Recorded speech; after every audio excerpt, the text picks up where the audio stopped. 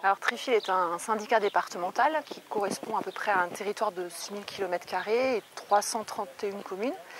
Ce qui est intéressant au niveau de ce syndicat, ça a été d'abord une gestion globale sur un territoire d'envergure départementale.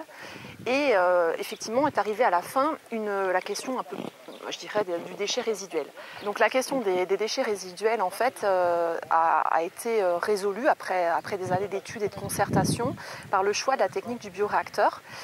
Ce bioréacteur donc accueille les déchets résiduels, permet de produire du biogaz et ce biogaz va être valorisé. On se trouve ici sur le toit d'un casier dans lequel sont confinés les déchets. Confinés par une membrane, et notamment par une membrane étanche.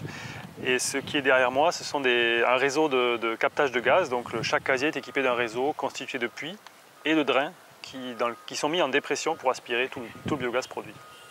Le choix qui a été fait ici, ça a été de diversifier les filières de valorisation de ce biogaz à travers la cogénération, donc l'électricité et la chaleur pour environ 90% du gisement. Une partie également pour le biométhane qui alimente une flotte de véhicules et puis une partie qui a été dédiée à la recherche et développement, notamment sur la filière hydrogène. Aujourd'hui la flotte de Trifil, c'est donc 2 camions poids lourds plus une dizaine de véhicules légers. Donc Trifil a fait le choix de produire à la fois de l'électricité et du biométhane carburant et c'est une des seules installations en France qui produit du biométhane carburant à partir de biogaz. Alors en fait, Trifil travaille sur la filière hydrogène depuis 2008, depuis finalement quasiment en même temps que la création de l'association Pyrénées, qui est l'association régionale pour la promotion de l'hydrogène. Et on a commencé avec un gros projet qui est le projet phare de Trifil mais aussi de Pyrénées, qui est le projet VaBiogaz. Donc là on produit de l'hydrogène, mais effectivement si on produit de l'hydrogène c'est pour pouvoir l'utiliser aussi. Donc aussi bien à Trifil qu'à Pyrénées on cherche à structurer la filière de la production à l'utilisation. Il y a 3 possibilités d'utiliser justement l'hydrogène dans les piles à combustible, soit une pile à combustible stationnaire qui va produire électricité et chaleur sur un site, soit une pile à combustible qui va être intégrée dans un véhicule électrique pour par exemple augmenter son autonomie. Parce qu'on sait aujourd'hui que les véhicules électriques ont des autonomies très limitées, autour de 100 km, parfois un peu plus, mais si on prend un petit véhicule, c'est cet ordre de grandeur, et du coup une pile à combustible peut permettre de presque tripler l'autonomie, donc c'est plutôt intéressant. Et l'autre possibilité, c'est aussi de conditionner l'hydrogène et de le livrer à des industriels qui auraient besoin, pour le coup, d'hydrogène industriel. Voilà. En région, ce qu'on voit aujourd'hui par rapport au projet, c'est qu'on a plutôt une tendance à aller vers l'électromobilité, c'est-à-dire à essayer d'aider la filière des véhicules électriques à se développer. Aujourd'hui, la réglementation n'est pas adaptée au développement de projets hydrogène de taille moyenne. C'est-à-dire que par exemple, pour vous donner un exemple, la moindre petite molécule d'hydrogène produite, même si on produit un seul gramme, on est obligé d'être soumis à autorisation. Et c'est des procédures très longues et très lourdes. Donc effectivement, l'objectif quand on fait un projet comme ça, c'est que ça puisse se répliquer. C'est-à-dire que notre pilote qui est ici de production d'hydrogène, on espère bien évidemment qu'il pourra se développer à l'échelle industrielle, c'est-à-dire à plus fort débit, à plus grande quantité, et qui pourra être répliqué partout ailleurs, en France et même ailleurs, sur d'autres sites. Donc Clairvert est une PME familiale créée en 2003 avec Gérard Lanta. Pour répondre à un besoin de recyclage de déchets organiques. Aujourd'hui, nous sommes 18 collaborateurs. On traite tous les déchets organiques par compostage, par recyclage, tous les déchets de bois, filière en matière pour les panneaux de particules, filière énergie en combustible, et nous construisons une usine de méthanisation. Et dès 2008-2009, notre solution de recyclage, compostage, aération forcée nous a permis de développer sur autre chose que les flux habituels de déchets verts. Donc notamment des retraits de production de coopératives fruitières, les déchets du marché gare, également des déchets agroalimentaires. Un des freins à notre développement était la collecte. Cela nous a conduit à développer notre propre logistique de collecte qui est aussi une façon de maîtriser la qualité, de pouvoir échanger plus efficacement avec nos clients. Donc le compostage, qui était notre métier de base, c'est un traitement aérobie. Mettre de l'oxygène dans de la matière organique pour la dégrader, la transformer en humus. À l'opposé, ce qu'on lance aujourd'hui, la méthanisation, c'est mettre de cette biomasse ou une autre biomasse avec des propriétés dites méthanogènes dans une enceinte fermée pour qu'elle fermente, qu'elle libère du gaz.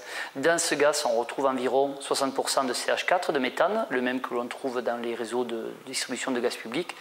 Et ce gaz, ici, vu qu'on est éloigné des réseaux de transport, va être brûlé sur ce qu'on appelle une installation de cogénération pour être transformé d'une part en énergie électrique, renvoyé sur le réseau ERDF, vendu à EDF sur des contrats de 15 ans et de la chaleur qui va être utilisée pour sécher la biomasse du site. Cette installation va nous permettre de traiter environ 11 000 tonnes. Il est clair que le développement de ces activités compostage et méthanisation sont portés par le Grenelle 1, le Grenelle 2.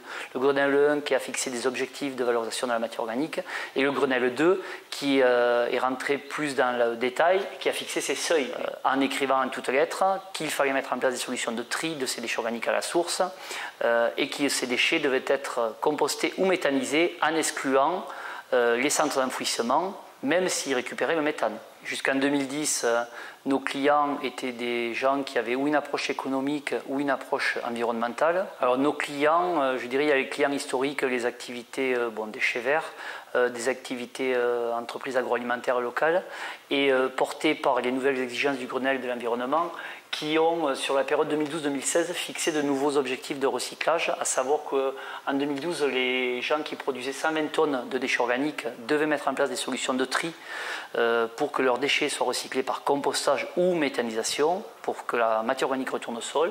Et en 2016, ce seuil va être porté à 10 tonnes. 10 tonnes, ça peut sembler beaucoup, mais à l'échelon de la semaine, c'est 190 kg semaine. Ça veut dire que le resto d'une bourgade de 3000 habitants qui fait 150 couverts par jour sera concerné. Ça va mobiliser une quantité de biomasse très importante, donc ça va obliger à créer le même type d'activité que Clair Vert sur le territoire pour répondre à cette demande. Un des critères aussi qui a permis d'étoffer notre clientèle et de développer le volume de déchets que l'on traite, c'est le positionnement tarifaire, puisqu'aujourd'hui, sur des déchets de restauration, par exemple, par rapport au coût d'élimination des ordures ménagères, on est environ 50% moins cher.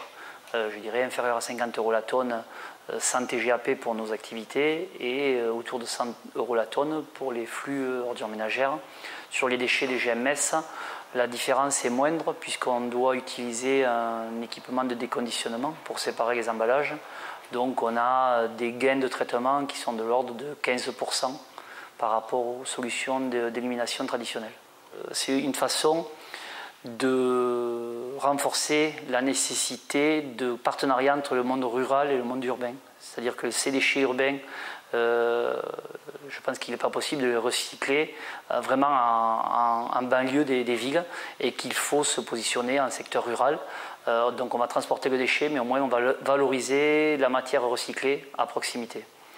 Je pense que si on regarde à l'échelle de Haute-Garonne, donc c'est à environ 1 million d'habitants, les études de gisement faites par l'Ordimip font apparaître 57 ou 58 000 tonnes de matière organique à recycler par compostage ou méthanisation.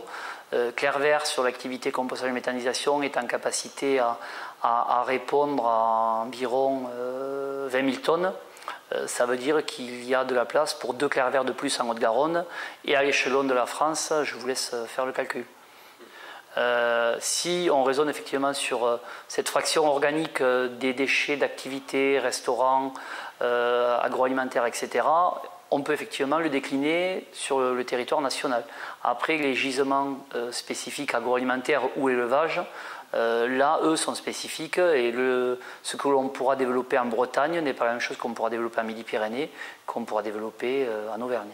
La taille de nos infrastructures ne nous permet pas d'accueillir des déchets provenant de 150 ou de 100 km. Et quelque part, je dirais que ça va à l'encontre de l'esprit du recyclage des matières organiques. Certainement que même le législateur pourra aller plus loin à partir du moment où il y a des infrastructures et des solutions comme les plans départementaux des déchets, fixer des zones de chalandise pour les infrastructures d'élimination. Pour les infrastructures de recyclage, on pourrait imaginer avoir la même chose. Faire des démarches de recyclage pour trimballer les déchets pendant 300 km, ça a vraiment peu de sens. Je pense que dans les prochains mois, notamment en 2016, la directive européenne sur les déchets qui va être retouchée va aller plus loin et qu'on devrait voir d'ici 2025 des obligations de tri, de collecte des déchets organiques également chez l'habitant. Donc approfondir ces obligations, c'est un premier pas. Moi, je suis issu du monde agricole, donc je vois que les sols manquent cruellement de matière organique de qualité. Il était urgent d'arrêter de brûler de la matière organique de qualité, urgent d'arrêter de brûler de l'eau, de stocker dans des centres d'enfouissement cette matière organique de qualité, et qu'il fallait s'inspirer de ce qui se faisait dans les autres pays européens pour mettre en place des solutions, pour produire des composts, du fertilisant organique de proximité et pour produire de l'énergie par le biais de la méthanisation.